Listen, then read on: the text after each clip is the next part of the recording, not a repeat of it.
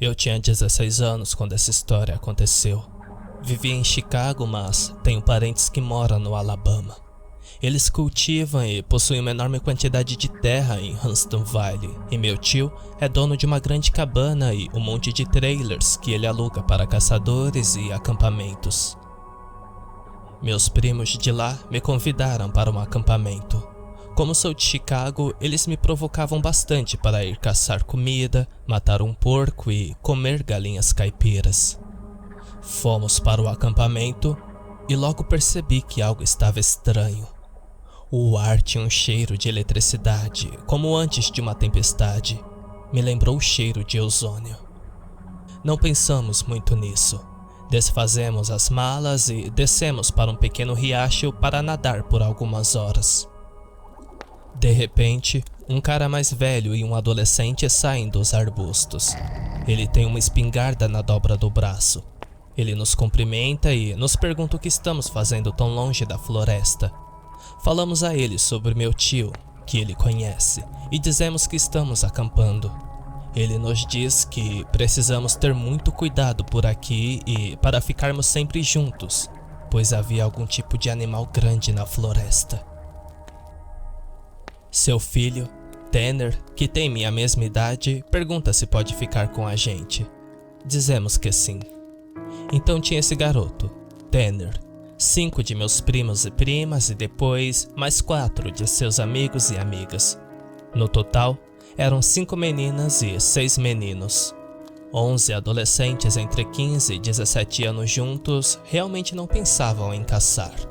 Ao invés de caçar, acabamos apenas beijando e nadando o dia inteiro. Então, voltamos para o acampamento e pegamos algumas coisas para assar na fogueira, mesmo que os trailers tivessem cozinhas compactas. Tanner nos diz que a propriedade de sua família fica no caminho oposto à do meu tio. Ele quer correr para casa e perguntar a seu pai se pode acampar à noite conosco. Meu primo Foster disse que vai com ele, já que logo mais vai escurecer. E uma das meninas também quer ir junto. Era cerca de 7 da noite e estava começando a ficar bem escuro. Eles pegaram as lanternas e seguiram a trilha em direção à propriedade de Tanner. O resto de nós descansou um pouco. Assamos marshmallows, bebemos um pouco e voltamos a beijar as meninas. Cerca de 30 ou 40 minutos depois, o cheiro do ozônio retorna. Eu podia sentir o cheiro acima do cheiro do fogo que tínhamos começado. Este cheiro realmente desagradável e acobreado era como logo depois que você teve uma hemorragia nasal e parou. Não era exatamente como sangue seco, mas era aquele cheiro metálico desagradável no fundo de sua garganta. Nós imediatamente pensamos que era algum tipo de defeito elétrico, ou alguém tinha deixado o fogão ligado, ou algo assim. Procuramos nos trailers e na cabana, e nada estava ligado. Ainda assim, todos podíamos sentir o cheiro. De repente, podíamos ouvir pessoas correndo em nossa direção. Foster, Tanner e a garota aparecem correndo para a clareira, sem fôlego. E eles nem pararam. Todos eles correram para o trailer mais perto da fogueira. Todos nós entramos também. Eles acabam se acalmando um pouco. Foster está chorando muito neste momento, e lá fora o fogo está cada vez mais baixo. Então um dos meus primos resolve ir lá fora, e estava prestes a sair para pegar mais lenha em um galpão entre os trailers. Então Tanner grita: "Porra, não!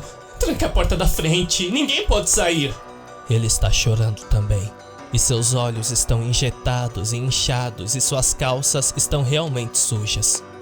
Ele continua nos dizendo que eles foram até sua casa. Seu pai disse que sim, ele poderia ir acampar, mas que sejam cuidadosos no caminho de volta e que talvez eles devessem levar um dos rifles de caça só por precaução. Evidentemente, Tanner tinha visto algo em seu quintal há alguns dias.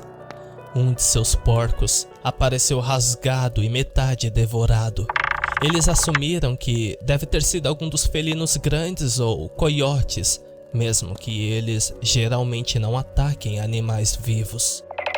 Ele subiu as escadas, arrumou suas coisas e disse ao seu pai que eles ficariam bem sem o rifle porque os coiotes evitam os humanos. Então eles começaram a caminhar de volta para onde estávamos acampando. Foster finalmente para de chorar e tremer. A garota já tinha se acalmado, mas ela estava apenas olhando pela janela com um olhar assustado no rosto. Ela diz que eles estavam no meio do caminho da floresta em direção ao acampamento quando começaram a ouvir algo na floresta.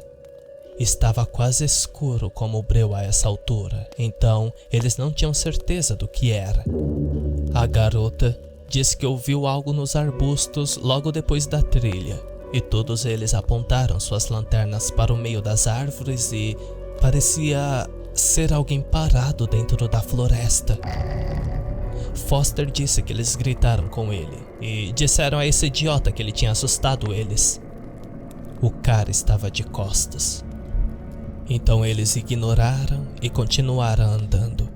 Então começaram a sentir o cheiro desagradável de ozônio acobreado.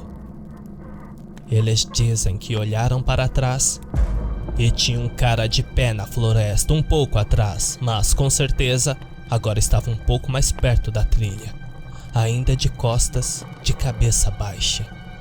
Então agora eles desviaram da trilha para fazer uma caminhada arriscada, e Tanner continua: Eu deveria ter pego a porra do rifle.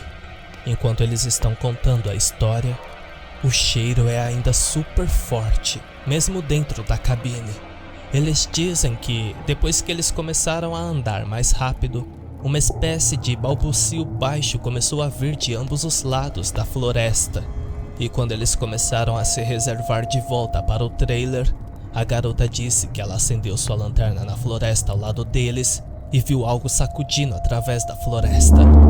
A tagarelice ficou cada vez mais alta e, quando eles puderam ver a luz da nossa fogueira, algo saiu da floresta, cerca de 40 metros atrás deles. Então, eles começaram a correr o mais rápido que podiam para os trailers. Então, estávamos na floresta, assumindo neste momento que era algum caipira idiota tentando assustar a gente. De repente, meu outro primo, Júnior, começa a falar sobre como ele foi para a escola outro dia com um garoto caipira da região que estava contando a ele sobre a lenda do homem-bode. Nós prontamente dizemos a ele para calar a boca porque não precisamos de nenhuma história assustadora agora. Mas ele continua falando sobre como é a porra do homem-bode e como estávamos em sua floresta e blá blá blá. Na época, eu nunca tinha ouvido falar sobre esse homem-bode ou nada parecido. Mas há alguns anos, um ano antes de me formar na faculdade, eu tinha um colega de quarto que também me contou sobre ele. E para resumir, é basicamente um maldito homem com cabeça de bode, mas ele pode mudar de forma e se infiltrar entre grupos de pessoas sem levantar suspeitas e então aterrorizá-los. Deveria ser como o Wendigo, e já é uma maldição falar sobre isso, e ainda pior, se você encontrá-lo. Tenha em mente que eu não sabia disso quando eu tinha 16 anos, então meu primo está dizendo: o homem-bode está atrás de nós, ele vai nos pegar. As meninas estão todas apavoradas, e meus primos e eu estamos todos tentando descobrir se são alguns caipiras ou se é algum animal.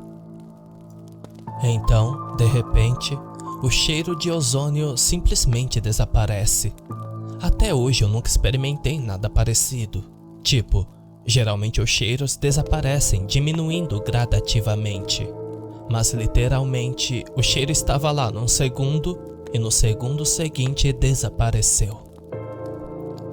Depois de uma hora, chegando por volta das 9 ou 10 da noite, nos acalmamos o suficiente para voltar lá fora e acender a fogueira novamente.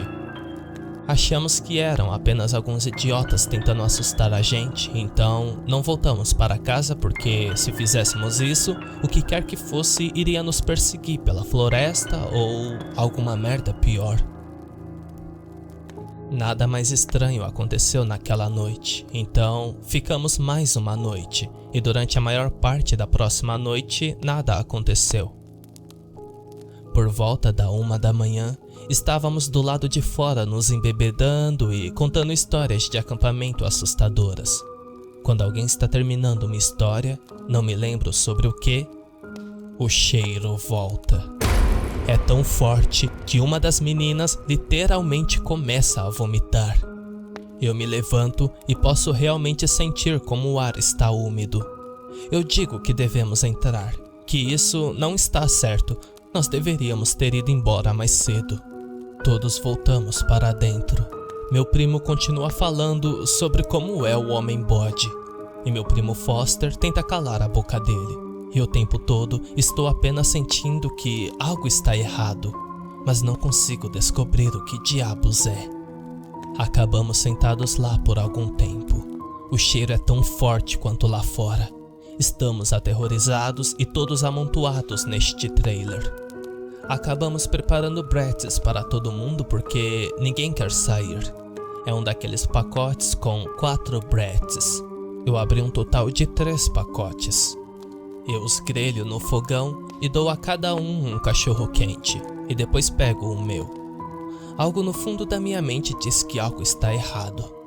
Depois de um tempo, um dos meus primos se levanta e vai até a panela pegar o último que deveria ter sobrado, já que estamos em 11. Ele começa a resmungar por já ter acabado. Me acusou de ter recebido 2 bretzes enquanto todo mundo recebeu somente um. E eu olho pra ele como se ele fosse algum estúpido. Digo a ele que eu, assim como todo mundo, só recebeu um porque tinha apenas 12 bretzes. Foi quando a garota que tinha saído com Foster e Tanner saiu de um resmungo a um grito apavorado. 7, 8, 9, 10, 11, 12... Oh meu Deus, eu quero sair! Eu quero sair! Ela está chorando e tremendo, e então meu primo se dá conta do que diabos está errado. Eu e ele olhamos ao redor da sala e então sinto meu coração afundar. Eu saio correndo da cabine e a garota sai correndo com a gente. A porta do trailer está batendo contra a lateral do trailer enquanto todos saem da cabine. Uma das amigas de meu primo nos perguntou o que diabos estava errado. Eu faço uma contagem. Agora somos apenas 11. Eu não entendo, meu primo falou. Haviam 12 pessoas dentro do trailer. Como nem todo mundo se conhecia bem, ninguém tinha notado o tempo todo que havia uma pessoa extra. E então eu percebi mais cedo que eu meio que notei que algo estava errado. Sabe quando você está apenas brincando e se divertindo, que você nem se preocupa com a menor merda que seja e você nem sempre raciocina certo as coisas? Tenho certeza absoluta de que havia mais alguém no trailer conosco e que ele esteve entre a gente dentro da cabine, comendo conosco. O pior é que eu nem consegui descobrir quem é porque eu não acho que alguém realmente interagiu com a outra pessoa ou o homem-bode. A menina continuou orando a Jesus. Estamos todos sentados do lado de fora. Eventualmente, pegamos paus grandes e voltamos para a cabine, mas não há ninguém lá. Contamos novamente e são 11 pessoas. Voltamos para o trailer e trancamos a porta. Nós procurávamos explicação sobre o que diabos aconteceu. E a garota diz que ela percebeu uma pessoa a mais e, quando ela estava prestes a dizer algo, a pessoa sentada ao lado dela agarrou sua perna com força e se inclinou em direção a ela e disse algo que ela não conseguiu entender. Foi quando ela gritou. Então estávamos muito assustados quando nos aconchegamos e eu dormi. Quando acordo, o sol está nascendo. Metade das pessoas está dormindo e a outra metade está arrumando nossas coisas. Todos nós queríamos caminhar de volta para casa, mas como 4 pessoas queriam ficar até o sol nascer e outros pensavam que estávamos apenas brincando tentando assustá-los, eles ainda querem ficar nos trailers. Eu só queria dar o fora da floresta. O nome da garota era Kayla, aquela que o homem-bode havia tocado. De qualquer forma, perguntei se ela realmente acha que foi algo ruim e ela disse que só quer ir para casa e não quer ficar na floresta por mais uma noite. Então decidimos nos separar. Quem quisesse ir embora podia ir, mas eu tinha que ficar porque tenho as chaves da cabana que é do meu tio e tenho que trancá-la. Estou super chateado neste momento porque sinto que as pessoas não estão levando essa merda a sério. E eu definitivamente não queria estar na floresta por mais uma noite. Eu passo o resto do dia tentando convencer o resto das pessoas a irmos embora. Então, agora somos 4 garotas e 4 caras. Tanner diz que vai passar em sua casa para pegar um rifle e diz que vai voltar. Portanto, restam apenas 7 de nós às 14 horas. Por volta das 17 horas, ele ainda não voltou. E estamos ficando extremamente ansiosos, e a única razão pela qual parei de implorar para voltarmos foi porque ele foi pegar uma arma. Era cerca de 17 horas e 30 minutos quando meu primo que ficou diz que a garota Kayla está lá fora quando ela deveria ter partido mais cedo. Todos olhamos para fora e, com certeza, ela estava de pé ao lado da fogueira, de costas para a cabana, de cabeça baixa. Eu estava pensando comigo mesmo, se ela estava com tanto medo, por que diabos ela voltaria lá fora? E então eu tenho essa sensação desagradável no meu intestino. Lembre-se que o cheiro de cobre desapareceu o tempo todo. Agora, percebo que posso sentir apenas uma pontada do cheiro. Eu digo isso para o resto deles e todo mundo, essas pessoas que queriam ficar na porra da floresta mesmo depois que tivemos um maldito homem-bode em nosso meio, estão rindo de mim e perguntando se eu armei isso para assustá-los. Eu olhei para eles como, por que diabos eu brincaria assim? Então, uma das garotas sai para buscar Kayla. Ela chega no meio do caminho e para. Kayla começa a arfar. Não sei como diabos descrever isso, mais ou menos como se alguém de costas estivesse rindo sem realmente fazer nenhum som. Foi esse fato que me fez perceber que não havia uma porra de som em toda a floresta. Era um silêncio mortal. Isso foi no final de setembro, então ainda estava bastante quente na época, mas também estava super frio em alguns dias. E você geralmente podia ouvir gansos grasnando ou algum tipo de pássaro cantando ou o som de esquilos. Então eu saio pela porta e digo a ela para voltar na porra do trailer, agora mesmo. Ela volta para o trailer e trancamos a porta. Abaixamos todas as persianas, exceto uma, e colocamos um cara lá em uma cadeira para observá-la. Ela fica lá por mais 20 minutos ou mais. O cara se vira para dizer que ela ainda está lá. E então, há um estrondo enorme na porta. Todos nós pulamos e corremos pela sala de estar do trailer. A batida é super forte. Então agora, meu primo está segurando uma das meninas. Os outros dois estão meio que rindo de nervoso e eu e os outros 2 caras estamos literalmente cagando de medo. Então ouvimos Tanner. É ele quem está gritando. Deixe-me entrar! Parem de brincar, porra! Então, vamos até a porta e abrimos e ele tropeça com um rifle. Não há mais ninguém lá fora. Evidentemente, ele havia caminhado até o acampamento. Nada de estranho aconteceu na floresta, mas ele tinha visto uma garota. Veja bem, ele disse que não era Kayla, como pensamos no início. Quando ele chegou à beira da clareira, ela se virou para ele com um olhar de queixo caído e apenas o encarou, lentamente o rastreando enquanto ele caminhava pelo lado de fora da clareira em direção ao acampamento. Ele disse que só quando estava quase na metade do caminho do trailer que ele percebeu que ela estava se aproximando dele. Ela tinha começado perto do fogo e, sem ele sequer ver seu movimento, ela estava se virando, avançando para mais perto. Ele disse que apenas correu o resto do caminho de volta para o trailer, pensando que iria abrir. E quando chegou à porta e estava trancada, ele se virou e ela estava a cerca da metade da distância até a porta.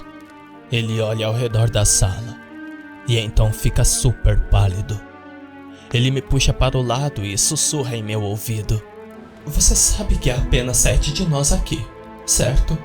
Eu tenho aquela sensação quando seu estômago congela. Ele estava de volta dentro do trailer enquanto estávamos tentando descobrir quem tinha ido para onde. Olhávamos pela janela e não havia ninguém lá fora. Então contamos a todos e, basicamente, eu vou até lá e pergunto a eles quantas pessoas estavam aqui antes. E todo mundo diz: 8. Eu pergunto: certo, e quantos estão aqui agora?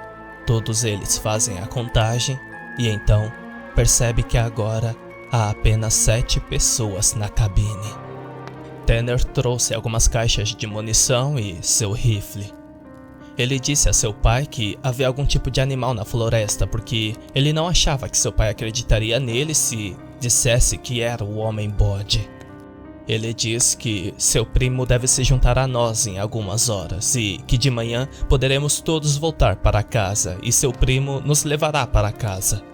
Agora estou realmente apavorado, mas pelo menos me sinto melhor porque somos americanos e podemos dar um tiro caso o que quer que seja voltar.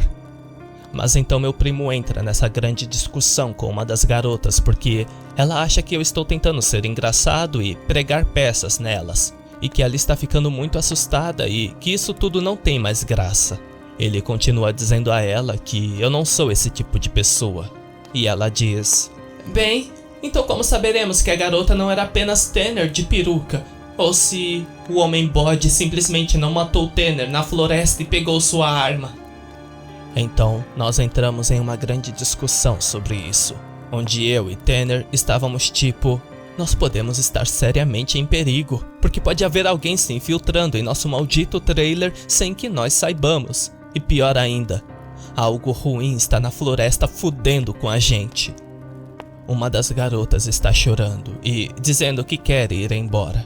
Estamos tentando dizer a ela que não devemos porque nenhum de nós vai sair andando pela floresta no meio da noite. Neste ponto, o sol está começando a se pôr e ficando um pouco nublado. Comemos alguma coisa e ligamos o rádio por um tempo, mas não conseguimos uma estação com nada decente. Então desligamos na hora em que o primo de Tanner aparece. Ele devia ter uns 19 anos, eu acho. Neste ponto, o sol está quase no horizonte e ele tem uma daquelas lanternas pesadas e outro rifle. Ele caminha até o trailer e nós sussurramos para Tanner, perguntando se ele tem certeza que é seu primo. E ele diz que sim. O cara olha para trás e ao redor do acampamento, então entra. Ele meio que olha para todos nós e parece um pouco confuso. Ele diz: onde está aquela sua outra amiga lá fora? Achei que ela iria me encontrar na cabana. Ele também perguntou se estávamos cozinhando sangue na cabana porque cheirava a sangue e panelas quentes por toda a trilha. Mas nós só perguntávamos a ele de que porra ele estava falando, sobre que garota que ele viu. Aparentemente, ele tinha descido a mesma trilha que Tanner tinha usado e tinha encontrado uma de nossas amigas, parado no meio da trilha, olhando para ele de queixo caído. Ele havia feito um monte de perguntas, mas tudo o que ela fez foi apenas olhar para ele. Então, ela apenas sorriu para ele. Então, ele apenas continuou andando. Ela não conseguia acompanhá-la e ficava um pouco atrás dele. Ele disse que perguntou se ela estava machucada ou algo assim, e se ela precisava de ajuda. Mas ela continuou com o olhar. Eventualmente, ele estava andando e virou uma curva na trilha. Mas quando ele se virou e voltou para ver se ela estava bem, a trilha atrás dele estava vazia. Ele assumiu que ela tinha tomado algum atalho pela floresta para nosso trailer. Contamos a ele toda a história do que estava acontecendo.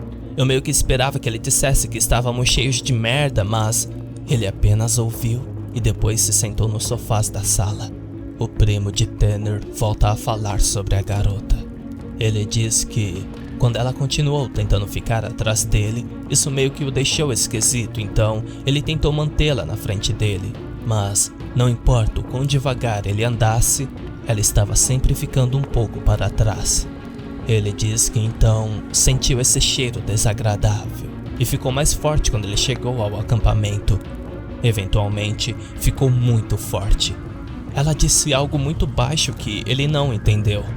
Foi nesse ponto que ele perguntou se ela estava bem e, se não estivesse, ele iria carregá-la de volta pelo resto do caminho. E ela continuou olhando.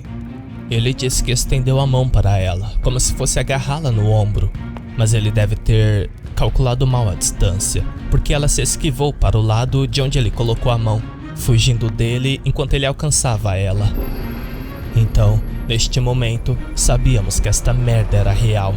A menos que Tanner esteja fazendo uma brincadeira, o que podemos dizer que não, porque ele estava quase se mijando nas calças. Então eles carregaram seus rifles.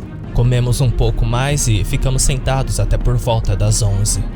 Até hoje, toda vez que penso nisso, eu realmente rezo a Deus para que tenha sido uma grande brincadeira que meus primos fizeram e nunca me revelaram, para que eu me cagasse pelo resto de minha vida.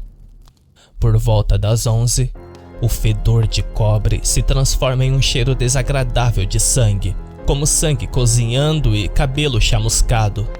Tanner e seu primo, Reese, levantam-se imediatamente e pegam os rifles. Há uma batida na porta e uma voz, que parece quando você vê aqueles cães e gatos do YouTube cujos donos ensinam a falar.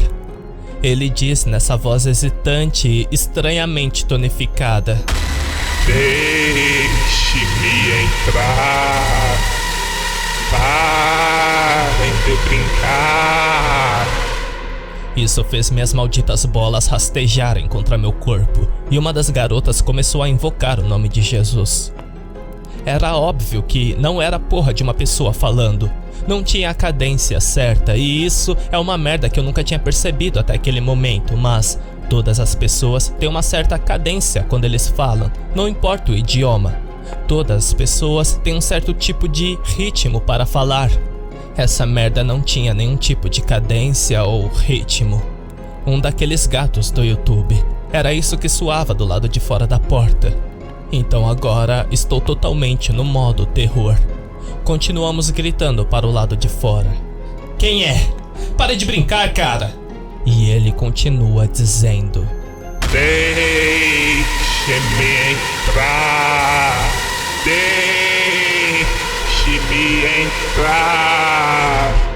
Por quase 15 minutos. Então o cheiro vai embora por um tempo. E pela próxima hora, ou mais, ouvimos alguém basicamente rastejando na floresta. A cada 2 minutos, ele volta para a porta e diz alguma coisa. Finalmente, quando o cheiro desaparece, são cerca de 2 da manhã agora. Reese diz: Ah, cara, foda-se! E abre a porta e sai com seu rifle. Ele dispara um tiro para o ar e diz algo como: Em nome de Cristo, vai embora! Ele atira mais 2 vezes. E então, da floresta até o rio em frente ao trailer, parece que alguma coisa está balançando e berrando lentamente. Então começa a gritar. E soa quase como uma mulher e um gato em um saco gritando juntos. Eu nunca tinha ouvido nada na vida real naquele timbre, então posso ouvir o mato daquele lado começar a farfalhar. Reese atira na linha das árvores e então começa a recuar para dentro. Trancamos a porta e podemos ouvir essa merda lamentando e gritando. Reese diz que algo saiu dos arbustos, super baixo no chão e rastejando em direção à cabana. Ele tinha atirado nele. Praticamente foi assim que passou o resto da noite. Aquilo estava lá fora, literalmente gritando constantemente pelas próximas 2 horas. E podíamos ouvir a merda se movendo na linha das árvores, mas nunca voltou para a cabana até que todos finalmente adormecessem. Tanner estava sentado na cadeira, observando a porta com seu rifle. Ninguém mais ouviu ou viu isso, e ele me contou 2 dias depois que tudo acabou. Ele disse que estava cochilando depois que os gritos e barulhos finalmente pararam, e ele estava quase dormindo quando viu alguém saindo do banheiro e depois se deitar no chão no meio entre nós. Ele apenas assumiu que era um de nós que tinha ido ao banheiro enquanto ele tinha cochilado. Então, ele disse que percebeu que algo estava errado, e enquanto fingia estar dormindo, Ele nos contou. Havia 9 pessoas na cabine. Ele basicamente não queria arriscar atirar na porra da coisa na cabana e fazer com que ele nos matasse ali mesmo ou atirar em alguém erroneamente. Então ele ficou acordado a noite toda, fingindo estar dormindo. Ele disse que às vezes a pessoa extra se levantava e meio que fazia essa coisa estranha e nervosa, como se estivesse rindo, mas então ele se deitaria de volta. Minha história tem um fechamento bem fraco, porque, do meu ponto de vista, nada aconteceu. Nós acordamos e notei que Tanner estava um pouco nervoso e que estava evitando olhar para todos nós. Mas tomamos café da manhã, fizemos as malas e começamos a caminhar até a casa dele. Ele ficou por último na cabine e disse que iria trancar e me trazer as chaves do meu tio, o que eu realmente não queria fazer. Subimos um pouco o caminho, e quando ele surgiu atrás de nós apenas continuamos de volta para a casa dele. Seu primo nos levou para a casa. Havia uma janela no banheiro do trailer. Tanner voltou para trancar e olhou lá dentro.